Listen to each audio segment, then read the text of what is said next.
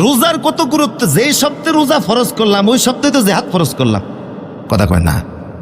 যেই সপ্তাহে রোজা ফরজ ওই সপ্তাহে একই সপ্তাহ, একটার এত গুরুত্ব দিলা, বারবার ঘড়ির টাইমের দিকে টাকা খাওয়ানোর আর কয় মিনিট আছে, কথা কয় না। এরপরেও দেখা যায় শেষে দুধ দিয়া কটা বাকি আছে, ওইটাও গিলি।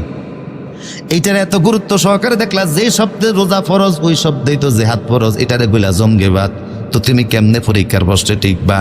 আবার আল্লাহ বলেন যে আমি আল্লাহ একই শব্দ দিলাম, ইয়া আইয়ুহাল্লাযিনা আমানু কুতিবা আলাইকুমুল কিসাস, এই ইমানদারেরা তোমাদের উপরে কিসাস ফরজ করা হয়েছে। কিসাস মানে হলো যে যারে যতটুকুন ক্ষতি করবে, আঘাত করবে, ফালটা সমপরিমাণ আঘাত থেকে নিতেই হবে, এটাই হলো কিসাস।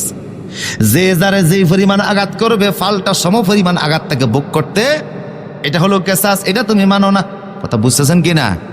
এটা তুমি মানো না, মানতে চাও না। এবার বলো কোরআনের স্পষ্ট বলে তুমি কি পরিমাণ ফাঁস।